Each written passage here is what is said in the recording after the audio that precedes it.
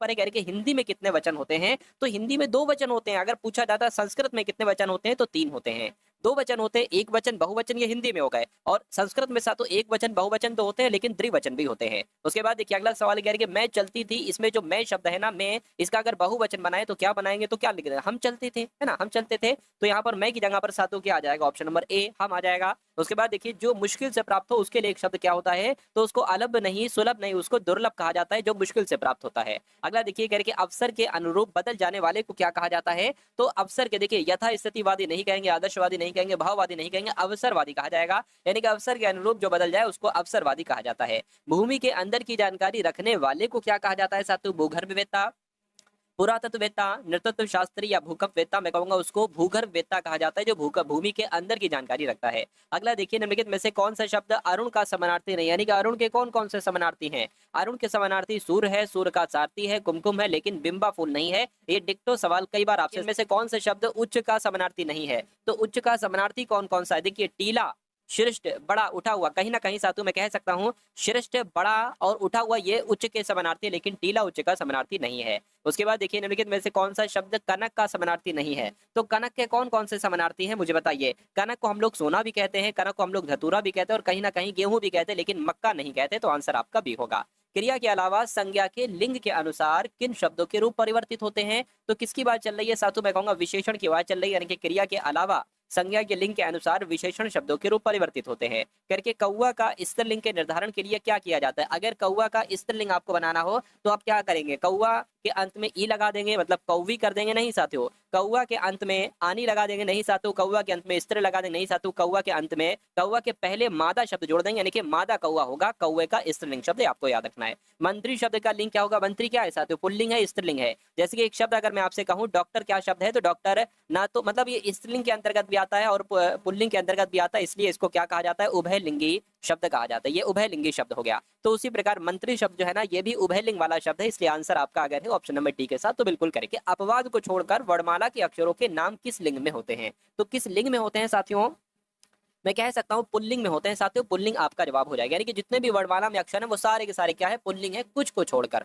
उसके बाद देखिए अगला सवाल के निम्नलिखित में से कौन सा पुल्लिंग शब्द स्त्रीलिंग शब्द में प्रत्यय लगाने से बना है साथियों, मुझे बताइए। देखिए मर्दाना, ठीक है, बुढ़ापा, भेड़ा, देखिए भेड़ा अगर बात करें, अगर हम भेड़ कहें तो ये आपका पुल्लिंग हो जाएगा, लेकिन कह रहे हैं कि कौन सा पुल्लिंग शब्द स्त्रीलिंग शब्द में प्रत्यय लगाने से बना है, अब बड़े आ की मात्रा इसमें जोड़ दी गई है तो भेड़ा हो गया, तो ये आपका स्त्रीलिंग शब्द हो गया, तो आंसर आपका सी है। कह रहे कि इकारांत, ये सवाल बहुत आता है, इकारांत संज्ञा शब्द को बहुवचन बनाते समय क्या किया जाता है, तो साथियों क्या किया जाता है, अंतिम स्वर के बाद या लगा देते हैं, नहीं, अंतिम स्वर को हटाकर या लगा देते नहीं, बड़ी ई को हस्व करके अंतिम स्वर के बाद या लगा देते, ये आपका सही होगा, है ना, बड़ी ई होगा आपका सही। चलिए ऑप्शन नंबर सी आपका आंसर है। उसके बाद देखिए हिंदी में इस्तेमाल होने वाले उर्दू शब्दों का बहुवचन बनाने के लिए किस भाषा के प्रत्यय लगाए जाते हैं, तो किस भाषा के प्रत्यय लगाए जाते हैं, तो हिंदी के प्रत्यय लगाए जाते हैं, ठीक है ना। उसके बाद देखिए कह रहे कि कूलन में, केलिन में, कछारन में, कुंजन में, क्यारिन में, कलित, कलीन, किलंकत, इसमें आपको अलंकार बताना मैं आपको 50 बार बता चुका हूं। यहाँ पर देखिए वर्ण की आवृत्ति हो रही है, वर्ण की आवृत्ति अगर कहीं पर भी हो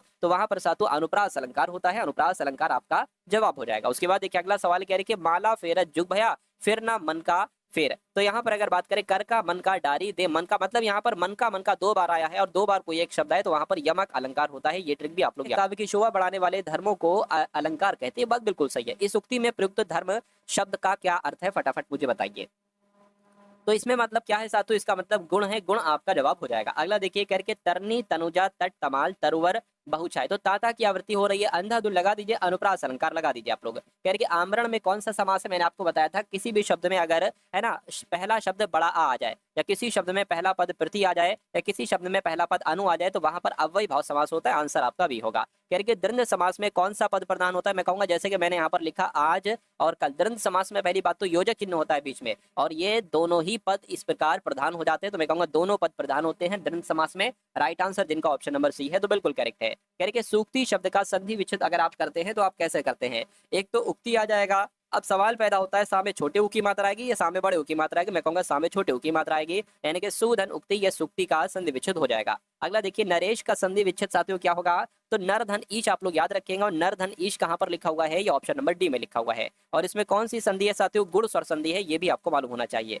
तथैव की। अगर दो मात्राएं आपको दिख जाए तो वृद्धि स्वर संधि है, और एक मात्रा आपको दिख जाए तो गुण स्वर संधि है। उसके बाद देखिए साथियों, तथैव का अगर संधि विच्छेद में आपसे पूछूं तो पता क्या हो जाएगा, तथा धन एव हो जाएगा। और तथा धन एव कहां पर लिखा हुआ है, ऑप्शन नंबर ए में लिखा हुआ है। अत्याचार की संधि विच्छेद की अगर हम बात करते हैं तो साथियों अति धन आचार होगा, और अति धन आचार कहां पर लिखा हुआ है, ऑप्शन नंबर सी में लिखा है। नाविक का संधि क्या होती है, इसमें अगर बात करें ना कौन सी संधि है, तो मैं कहूंगा इसमें अयादी संधि। कौन सी संधि है, इसमें अयादी संधि है। तो साथियों नाविक का संधि विच्छेद क्या होगा, मैं कहूंगा नौ धन इक हो जाएगा। और नौ धन इक अगर आपका जवाब है तो आपका जवाब बिल्कुल करेक्ट है। यानी कि उज्ज्वल का संधि विच्छेद क्या होगा, मुझे बताइए। तो उज्ज्वल की अगर बात करें तो साथियों उत धन ज्वल होगा, और उत धन ज्वल कहां पर लिखा हुआ है, ऑप्शन नंबर ए में लिखा हुआ है। उल्लंघन का सही संधि विच्छेद साथियों क्या होगा, तो उल्लंघन की अगर बात करें उत धन लंघन होगा, और उत धन लंघन कहां पर लिखा हुआ है, ऑप्शन नंबर बी में लिखा हुआ है। निम्नलिखित में से शुद्ध वाक्य का चयन करिए। शुद्ध वाक्य इसमें से कौन सा है, फटाफट मुझे बताइए। एक से दो क्वेश्चन आपके, एक तो शुद्ध वाक्य का आएगा और एक अशुद्ध वाक्य का पूछा जाता है। कह रहे कि बाल पक जाने से कोई अनुभवी नहीं हो जाता, ये वाक्य शुद्ध है। बाल पक जाने से लोग अनुभवी हो जाते हैं, ये तो बिल्कुल गलत है, ऐसा थोड़ी ना होता। बाल पक जाने से ही लोग, ये भी गलत है। बाल पक जाने से लोग अनुभव, ये भी गलत है। मैं कहूंगा जो आपका सही वाक्य है वो ऑप्शन नंबर ए वाला है। इसके बाद देखिए अगला सवाल है, निम्नलिखित में से शुद्ध वाक्य का चयन कीजिए। कृपया करके खुले पैसे दें। कृपया करके गलत चीज है, गलत शब्द है। कृपया करके खुले पैसे देने की कृपा करें, कृपा भी आ गया, कृपया भी आ गया, जो कि गलत हो जाएगा। कृपया खुले पैसे दें, ये आपका सही लग रहा है और सही है भी। कृपया करके फिर ये गलत हो जाएगा, तो आंसर आपका जाएगा ऑप्शन नंबर सी के साथ। अगला सवाल आपकी स्क्रीन पर है, आपसे कहा जा रहा है कि निम्नलिखित में से शुद्ध वाक्य का चयन कीजिए। फिर से आपको सातों शुद्ध वाक्य यहाँ पर बताना है। क्योंकि चिड़िया ने दनादन 5 दाना चुग गई, गलत लग रहा है। चिड़िया दनादन 5 दाने चुग गई, ये हम लोग बोलते हैं। चिड़िया दनादन 5 दाना चुग गई, देखिए 5 दाने होता है, 5 दाना नहीं होता है, तो ये गलत हो जाएगा। यहाँ पर भी वही लिखा हुआ है, तो मैं कहूंगा जो आपका शुद्ध वाक्य है वो ऑप्शन नंबर बी वाला हो जाएगा। उसके बाद देखिए अगला सवाल, निम्नलिखित में से शुद्ध वाक्य का चयन कीजिए। फिर से आपके सामने शुद्ध वाक्य का सवाल आ गया। कह रहे कि भारत में चंद्रयान 2 लॉन्च किए गए, किए नहीं गए साथी, होना चाहिए क्या होना चाहिए, किया गया, किया है ना, किया गया है, ऐसे करके भी हो सकता है। भारत में चंद्रयान 2 लॉन्च किए हैं, ये भी गलत है। भारत ने चंद्रयान 2 लॉन्च किए हैं, ये भी गलत है। भारत ने चंद्रयान 2 लॉन्च किया है, ये बिल्कुल सही है, तो ये आपका शुद्ध वाक्य हो जाएगा। उसके बाद देखिए फिर से शुद्ध वाक्य का सवाल है, क्योंकि 2 सवाल आते हैं, लगभग 3-3 भी कभी कभी आ जाते हैं। कह रहे निम्नलिखित में से शुद्ध वाक्य बताइए। बत्तखों का झुंड पानी में तैर रहा था, ये होगा, या बत्तखों के झुंड, बत्तखों के झुंड नहीं होता, बत्तखों का झुंड तो सही हो जाएगा, तो ये गलत हो जाएगा। बत्तखों का झुंड है ना, बत्तखों का झुंड पानी में तैर रहे थे, ये नहीं सही है। बत्तखों का झुंड पानी में तैरते थे, ये भी नहीं सही है। जो आपका शुद्ध वाक्य है वो बत्तखों का झुंड पानी में तैर रहा था, ये शुद्ध हो जाएगा।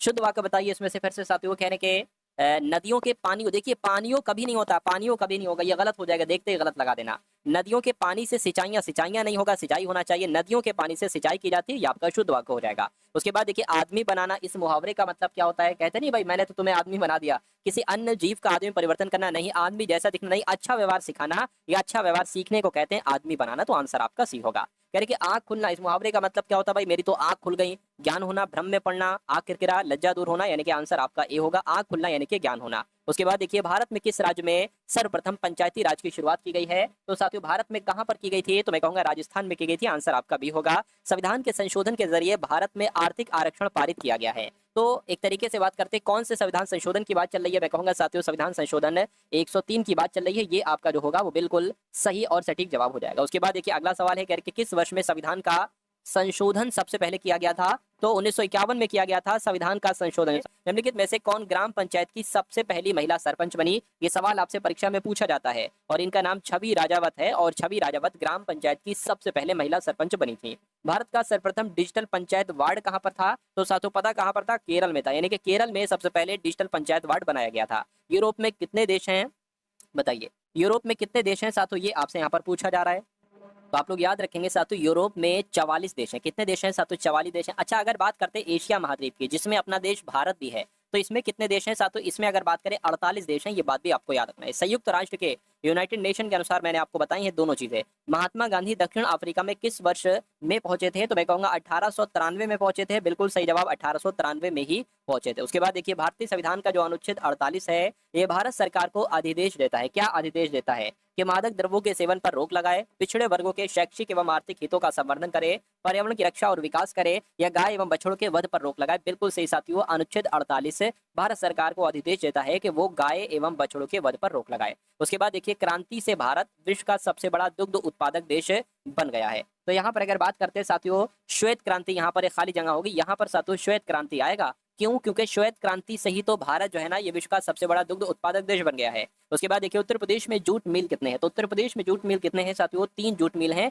आंसर आपका जाएगा ऑप्शन नंबर बी के साथ। बहुत बढ़िया, वेरी गुड क्लास। उर्दू जो है ना ये राज्य की दूसरी द्वितीय भाषा के रूप में स्वीकार की गई थी। तो कब स्वीकार की गई थी साथियों? 1989 में, 1989 में स्वीकार की गई थी। ये भी आपको याद रखना है। और जिनका आंसर ऑप्शन नंबर सी है तो बिल्कुल सही है। कह रहे कि उत्तर भारतीय शास्त्रीय संगीत का बाइबल ग्रंथ कहलाया जाता है। तो किसको कहा जाता है साथियों? नाट्य शास्त्र को कहा जाता है। नाट्य शास्त्र की अगर बात करते हैं किसकी है, तो ये साथियों भरत मुनि की है। किसकी है? भरत मुनि की है। ये भी आप लोग याद रखेंगे।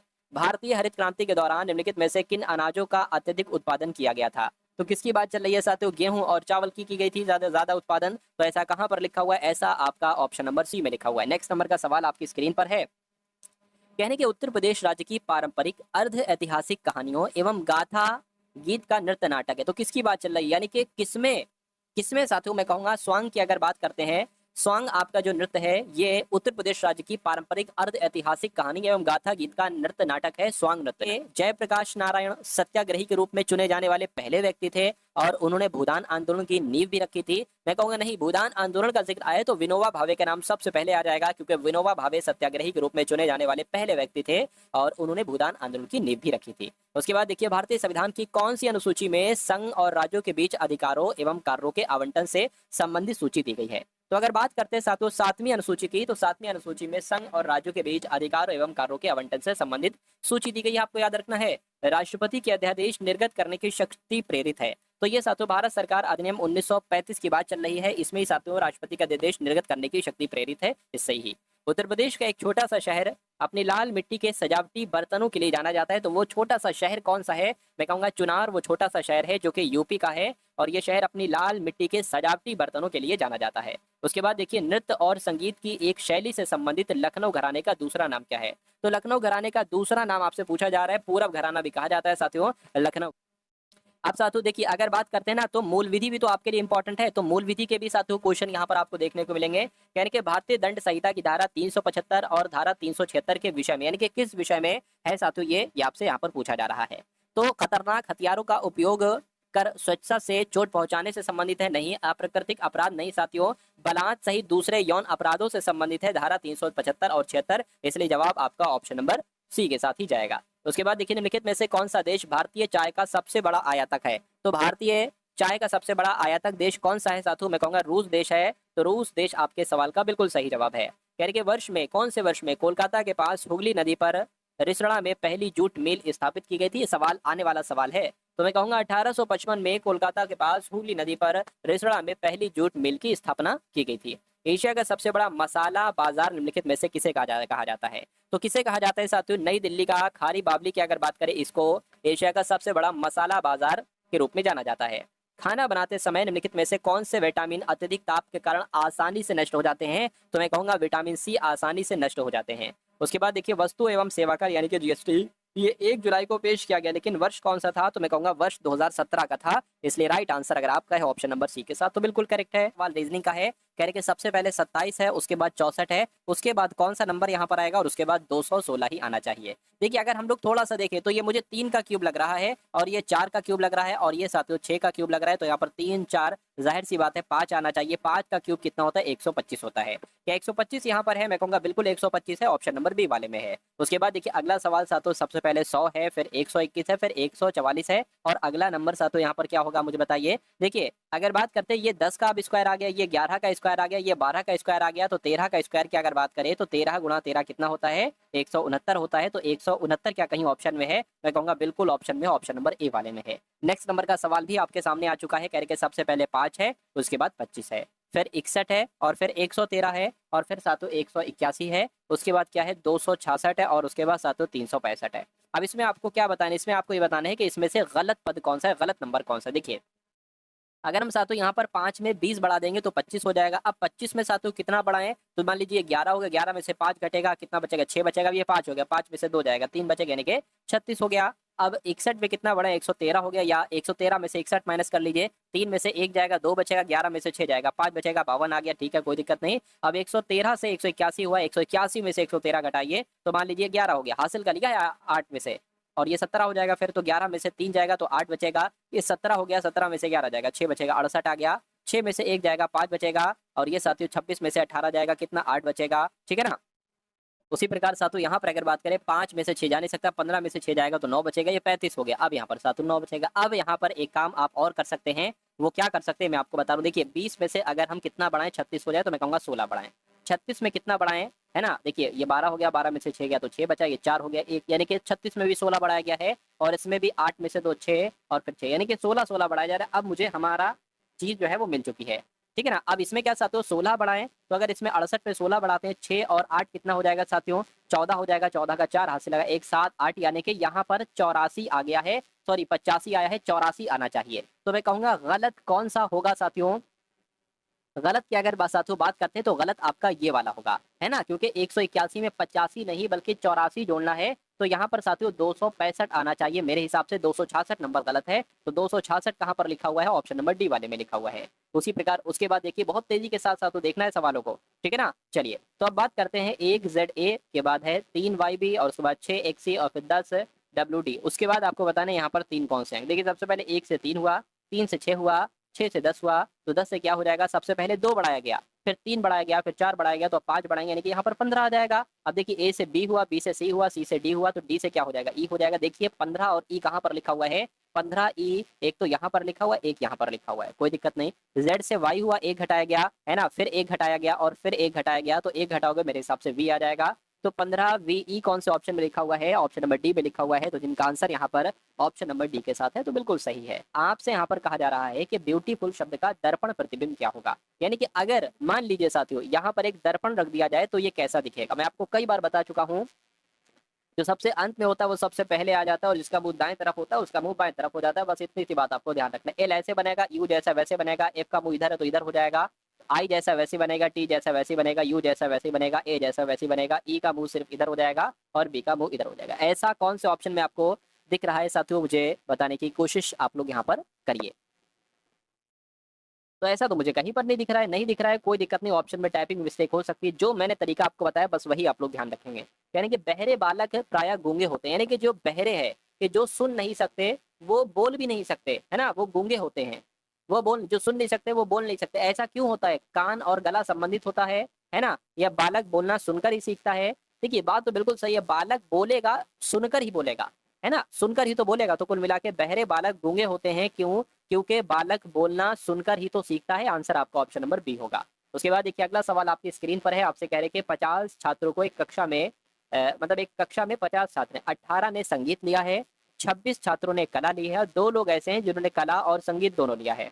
कक्षा में कितने छात्रों ने ना तो संगीत लिया है और ना कला ली। इसको हम इस तरीके से करेंगे, ये कुल छात्र हो गए, मान लीजिए कुल छात्र कितने हैं, अगर बात करते हैं साथियों कुल छात्रों की, अगर बात करते हैं साथियों 50 आपके यहाँ पर कुल छात्र है, कोई दिक्कत नहीं। अब देखिए अब अगर यहाँ पर हम लोग बात करते हैं साथियों, ये क्या हो गए, ये आपके संगीत वाले हो गए, है ना, ये आपके संगीत वाले हो गए। और ऐसे भी तो हैं जो संगीत और कला दोनों लेते हैं, ठीक है, तो ये आपके क्या होगा, ये आपके साथियों कला वाले हो गए, ये क्या हो गए, ये आपके जो है ना ये कला वाले हो गए। अब अगर बात करें यहाँ पर कहा गया है कि 2 ने कला और संगीत दोनों लिया है, तो 2 ने कला और संगीत दोनों लिया है। कह रहे कि 18 ने संगीत लिया, देखिए 18 ने संगीत लिया है, टोटल 18 ने संगीत लिया है, तो 2 तो हमने ऑलरेडी यहाँ पर लिख दिया। अब यहाँ पर हमें 16 लिखना होगा, 2 और 16 18 ही तो होते हैं। कह रहे कि 26 ने कला लिया है, 26 ने कला लिया है, तो 2 तो हम लिख चुके हैं, 24 लिखेंगे। तो कह रहे कि कक्षा में कितने छात्रों ने ना तो संगीत लिया है और ना, मतलब 2 ने कला और संगीत दोनों लिया है, तो कह रहे कि कितनों ने छात्रों ने ना तो संगीत लिया है और ना कला लिया है। टोटल स्टूडेंट कितने हैं, 50 हैं। तो अब आप इनको जोड़िए, कितना होता है, 16 और 2 18, 18 और 24 कितना हो जाएगा साथियों, 42 हो जाएगा। यानी कि टोटल छात्र 50 हैं और 42 ने कुछ ना कुछ लिया है, या संगीत लिया है, कला लिया है, या दोनों लिया है। तो मैं कहूंगा बचे कितने लोग, 8 छात्र बचे जिन्होंने ना तो संगीत लिया है और ना कला लिया है। तो 8 आपका जो होगा वो बिल्कुल करेक्ट आंसर हो जाएगा। और ऐसा कहाँ पर लिखा हुआ है, ऐसा आपका ऑप्शन नंबर सी में लिखा रहा है कि बी डी की माँ है। तो जैसा जैसा कह रहे हैं वैसे वैसे साथियों करते जाइए। डी की माँ कौन हो जाएगी, डी की माँ है ना बी हो जाएगी, और डी का भाई सी है। डी की अगर बात करते हैं साथियों, डी का भाई कौन हो जाएगा, डी का भाई सी हो जाएगा, ठीक है। कह रहे कि एच ई की बेटी है, एच ई की बेटी है, जबकि डी ई की पत्नी, यानी कि ये डी जो है ना ये पता किसकी पत्नी है, ये साथियों ई की पत्नी है। देखिए हम माइनस लगा रहे हैं कि वो महिला है, प्लस लगा रहे हैं पुरुष है, तो डी ई की पत्नी हो जाएंगी, ये पति हो जाएंगे, ये पत्नी हो जाएंगी, ये उनकी माता जी हो जाएंगी, और ये माता जी का बेटा हो जाएगा सी। ये दोनों आपस में भाई बहन है। अब यहाँ पर एक चीज थी, कह रहे कि ई की बेटी एच है ना, ई की बेटी, यानी कि ई की बेटी और डी की बेटी, इन दोनों की ही तो बेटी होगी। वो कौन है साथियों, वो एच है, ये बेटी हो गई। कह रहे हैं कि तब ई और सी में क्या संबंध है, ई और सी, ई और सी में क्या संबंध है साथियों, सी क्या कहेगा सी कहेगा साथियों बहनोई, और ई क्या कहेगा, साला कहेगा। तो कुल मिला के बहनोई आपका जवाब होगा, बहनोई यहाँ पर ऑप्शन नंबर। इसका जवाब मुझे आपसे चाहिए है। कह रहे कि एक व्यक्ति 600 मीटर लंबी गली को 5 मिनट में पार करता है। ठीक है, कोई दिक्कत नहीं। कह रहे कि इसकी चाल कितने किलोमीटर प्रति घेरा होगी, आपको यहाँ पर बताना। देखिए अगर बात करते हैं साथियों, मान लीजिए दूरी की अगर बात करें, दूरी की अगर बात करें तो ये 600 मीटर की दूरी हो गई, और समय की अगर बात करते हैं साथियों, समय आपका कितना हो गया, 6 मिनट का यहाँ पर समय हो गया। देखिए अगर कभी भी दूरी मीटर में है तो समय सेकंड में होना चाहिए। क्या, हमेशा समय क्या होना चाहिए साथियों, यहाँ पर सेकंड में होना चाहिए। अच्छा 5 मिनट, सॉरी 5 मिनट है, एक सेकेंड। तो 5 मिनट जो है ना, ये आपका सातों तरीके आ गया। कह रहे कि इसकी चाल कितने किलोमीटर प्रति घंटा होगी, तो यहाँ पर किलोमीटर में पूछिए, तो अब तो समय हमें घंटे में चाहिए है। अगर 5 मिनट को घंटे में बदलोगे तो 5/60 यानी कि 60 से भाग कर दोगे, और अगर साथियों दूरी को किलोमीटर में बदलोगे तो क्या 1000 से इसकी भाग करा दोगे। तो अगर 600 की आप, सॉरी 600 की अगर आप साथियों क्या 1000 से भाग कराओगे, तो मैं कहूंगा यहाँ पर एक पॉइंट आ जाएगा, पॉइंट और 0.6 ऐसे करके 0.600 ये चीज आ जाएगी। तो अब साथियों आपसे क्या पूछी गई है, चाल आपसे पूछी गई है। आप सभी को पता है कि चाल बराबर क्या होता है, दूरी बटा समय होता है। तो दूरी कितनी दे रखी है, 0.600, और समय की अगर बात करें 5/60 दे रखा है, तो ये 60 सातों यहाँ पर आपका ऊपर आ जाएगा। इसको कैलकुलेट कर लीजिए, आंसर जो है ना ये आपका सातों यहाँ पर आ जाएगा। चलिए कोई दिक्कत नहीं है। 5 से इसको कट कर दो, 5 से कट करोगे तो 12 आएगा। 12 पंजे 60, 12 छंग 72, यानी कि अगर बात करते हैं साथियों तो ये आ जाएगा। अब 3 नंबर के बाद पॉइंट है, तो 3 नंबर के बाद पॉइंट आप ही लगा दीजिए। मैं कहूंगा 7.2 किलोमीटर है ना प्रति घेरा, ये इसकी चाल आएगी। 7.2 कहाँ पर लिखा हुआ है, यहाँ पर पॉइंट लगाना टाइपिस्ट भूल गया, तो 7.2 आपका यहाँ पर जवाब हो जाएगा। तो इस सवाल को साथियों आपको इस तरीके से करना होगा। चलिए उसके बाद देखिए अगला सवाल कह रहे कि 171 मीटर लंबी रेलगाड़ी 45 किलोमीटर प्रति घंटे की चाल से 229 मीटर लंबे पुल को कितने समय में पार करेगी। यानी कि कुल मिला के आपसे जो पूछा जा रहा है वो समय पूछा जा रहा है, और आप सभी को पता है कि समय बराबर क्या होती है साथियों, समय बराबर होता है दूरी बटे चाल। अब कभी भी अगर सवाल में आपको रेलगाड़ी की लंबाई दे रखी हो, रेलगाड़ी कितनी लंबी है 171, और आपको किसी पुल की 229 मीटर लंबे पुल की लंबाई दे रखी हो, तो हमेशा दूरी क्या होती है साथियों, रेलगाड़ी की लंबाई प्लस पुल की लंबाई। अगर प्लेटफॉर्म की लंबाई दे रखी हो तो रेलगाड़ी प्लस पुल प्लेटफॉर्म की लंबाई, ठीक है ना। तो यहाँ पर आपका क्या आ जाएगा साथियों, चाल आ जाएगी। अब इनको इनको जोड़ो, 171 129 को जोड़ो, वो आपकी दूरी हो जाएगी 229, 129 नहीं। तो ये आपका क्या हो जाएगा साथियों, ये आपका 400 हो जाएगा। यानी कि समय बराबर क्या आ जाएगा साथियों, दूरी बराबर आपकी निकल आई है 400 मीटर, ठीक है ना। और चाल की अगर बात करते हैं, चाल 45 किलोमीटर प्रति घंटा, इसको सेकंड कितने मीटर प्रति सेकंड में बदलना है, तो 5/18 से इसको कैलकुलेट करा दो। तो 45 गुणा 5/18 नीचे की जगह साथियों ऊपर आ जाएगा, इसको कैलकुलेट करा लो, आपका आंसर यहाँ पर आ जाएगा। अगर बात करते हैं साथियों 5 से कट कराए ना साथियों, 5 एकम 5, 5 अट्ठे 40, ये आपका हो जाएगा। 5 से कट कराए 5 टीम आपका 45 हो जाएगा, और 5 एकम 5 3 जाएगा, 5 अंग आपका 30 हो जाएगा। 9 एकम 9, 9 दूना 18, 16 दूना 32 आ जाएगा। यानी कि 32 सेकंड जो आएगी वो इसका 32 सेकंड का क्या आएगा साथियों, समय आएगा। और 32 सेकंड कहाँ पर लिखा हुआ है, ऑप्शन नंबर सी में लिखा हुआ है। तो जिनका आंसर यहाँ पर ऑप्शन नंबर सी है तो बिल्कुल करेक्ट है। अगला सवाल आपकी स्क्रीन पर है, करके एक रेडियो को 1600 रुपए में खरीदकर कितने रुपए में बेचा जाए कि 15% का लाभ हो। 1600 रुपए में खरीदा गया, इसको 15% लाभ के साथ बेचना है, यानी कि इसको 115% में आपको बेचना होगा। कितने रुपए का अब बिकेगा ये आपको मालूम पड़ जाएगा। 2 जीरो से 2 जीरो कैंसिल हो गए, 115 की गुणा आप 16 से कर दीजिए। 6 पंजा 30 हो जाएगा, 6 कम 6 9 हो गया, 6 कम 6 हो गया, 1 1 5 हो गया, 0 आ गया, 14 आ गया, ये आपका 8 1840 रुपए की वो वस्तु बिकेगी अगर 1600 रुपए वाली वस्तु को 15% लाभ के साथ आपको बेचना है। उसके बाद देखिए अगला सवाल साथियों आपकी स्क्रीन पर है, करके किसी वर्ग के विकर्ण की लंबाई a सेंटीमीटर। मान लीजिए वर्ग आपका ये है, विकर्ण की अगर बात करें ये विकर्ण होता है, यानी कि इसकी लंबाई अगर a सेंटीमीटर है तो इनमें से उसका क्षेत्रफल क्या होगा, वर्ग का क्षेत्रफल क्या होगा। तो मैं कह सकता हूँ साथियों क्या हो जाएगा, हो जाना चाहिए a²/2 सेंटीमीटर, है ना, वर्ग सेंटीमीटर हो जाना चाहिए। लेकिन यहाँ पर नहीं है, तो हो सकता है यहाँ पर लिखा हो, है ना, a²/2 वर्ग सेंटीमीटर। तो कुल मिला के ये आपका आंसर होगा। ऑप्शन में ये टाइप नहीं है, लेकिन आप लोग के सामने जब ये सवाल आएगा तो ये टाइप होगा। कि दिए गए पाई ग्राफ में एक मकान के बनाने में किए गए व्यय का ब्यौरा है। इस निर्माण में कुल 6 लाख रुपए व्यय हुए हैं। ग्राफ का अध्ययन करें और साथियों सवालों के जवाब दीजिए।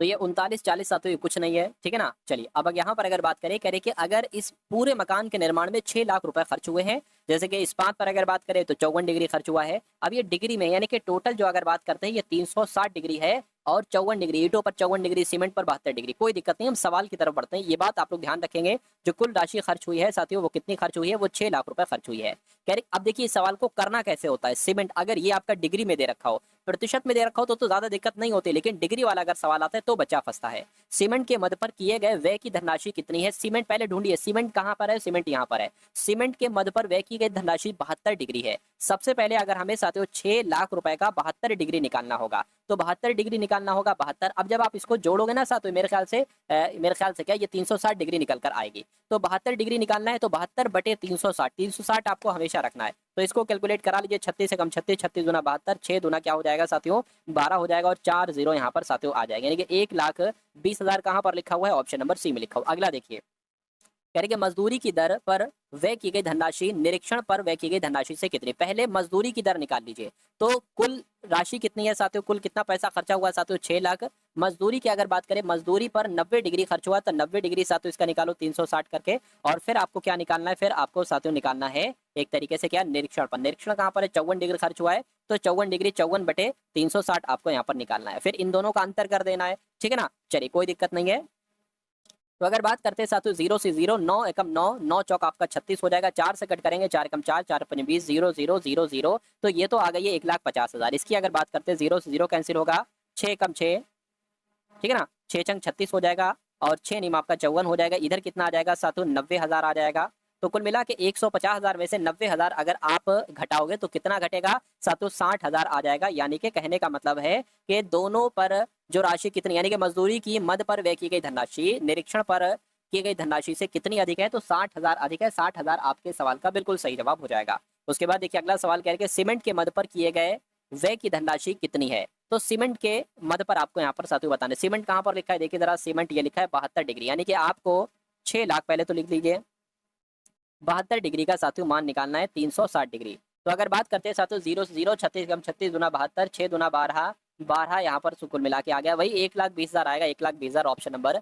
मजदूरी की मद पर व्यय की गई, मजदूरी की मद पर साथियों 90 है ना। तो टोटल कितनी है साथियों अगर बात करते हैं 6 लाख है ना। 90 डिग्री का मान आपको निकालना है, 90 डिग्री का मान आपको निकालना है, और निरीक्षण पर ये कर चुके हैं साथियों क्या सवाल, हम देखिए जरा, हाँ ये कर चुके हैं साथियों। तो इसको स्किप करिए, इसको अगला सवाल देखिए आपकी स्क्रीन पर है। आपसे कहा जा रहा है कि कहने के 7 क्रमागत संख्याओं का औसत 33 है, तो इनमें से सबसे बड़ी संख्या क्या है। 7 क्रमागत संख्याएं वो कौन सी होंगी। मान लीजिए पहली संख्या x है, तो दूसरी संख्या क्या है, क्रमागत बोल रहे हैं तो x में 1 जोड़ दोगे ये दूसरी हो जाएगी, तीसरी क्या होगी x में 2 जोड़ दोगे, चौथी क्या हो जाएगी x में 3 जोड़ दोगे, यही तो क्रमागत चल रही भाई, है ना। उसके बाद x + 4 हो जाएगी, x + 5 हो जाएगी, x + 6 हो जाएगी। तो कुल मिला के 1 2 3 4 5 6 7, 7 संख्याएं हो गई, सबको जोड़ दो, है ना। सबको अगर जोड़ दोगे, सबको मैंने जोड़ दिया। अब अगर बात करते हैं कितनी संख्या है, 7 संख्या है, तो इनका औसत कितना दे रखा है, इनका औसत 33 दे रखा है। अगर बात करते हैं कितनी बार x है, तो 7 बार x है, तो 7 बार 7 तो x हमने लिख लिया, 7x हो गया। अब नंबर्स को जोड़ लो, 1 और 2 3, 3 3 6, 6 4 10 15 21, यानी कि 21 यहाँ पर आ गया बटे में 7। अब 7 की गुणा 33 से करिए, तो जब आप सातों 7 की गुणा 33 से करेंगे तो आपको 7 संख्याओं का योगफल मालूम पड़ जाएगा। 7 यहाँ 21 हो जाएगा, 7 21 22 और 23, यानी कि 223, 223 है क्या आएगा, देखिए 7 यहाँ 21 आ गया, अच्छा गलत हो गया, 7 21 आ गया, 7 21 21 22 और 23, 231 आएगा,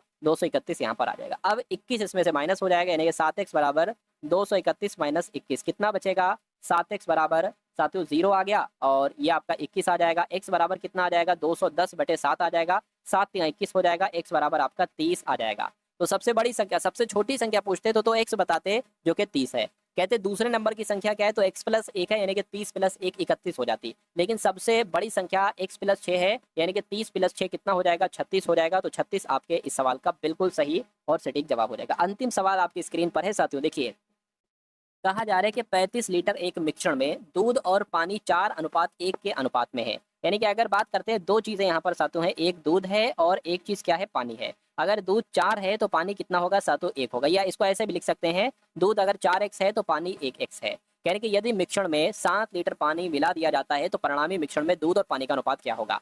35 लीटर है, काम करिए आपको ये पता चल सकता है कि भैया कितना है। देखिए अगर इसको हम लोग वैसे ही रखें, क्या अगर 4:1 का ही रखें, जैसे कि अगर मान लीजिए साथियों 35 है, दूध कितना है ये आप कैसे निकालेंगे, तो दूध 4 है तो 4 लिखेंगे, नीचे क्या है 4 और 1 5 है तो 5 लिखेंगे, इसको कैलकुलेट करिए आपको दूध पता चल जाएगा।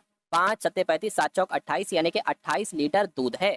अब अगर बात करते हैं 35 पानी कितना है, तो 1 है, ठीक है, टोटल कितना है 4 और 1 5 है, 5 सत्ते 35 आ गया, 7 लीटर पानी है। अब देखिए आपने यहाँ पर कहा गया था 35 लीटर मिश्रण है जिसमें दूध और पानी है, तो इनको जोड़ो जरा, 35 ही तो आएगा, 28 और 7 35 ही तो होता है। ठीक है, तो अब यहाँ पर अगर कहा जा रहा है, क्या कहा जा रहा है कि अगर मिश्रण में 7 लीटर पानी मिलाया जाता है, मिश्रण में 7 लीटर पानी मिलाया जाता है तो क्या अनुपात होगा, 28/14 का अनुपात हो जाएगा। 14 एकम 14, 14 दूना 28, यानी कि 2:1 का अनुपात आएगा। और 2:1 का अनुपात कौन सा ऑप्शन में है, ऑप्शन नंबर सी।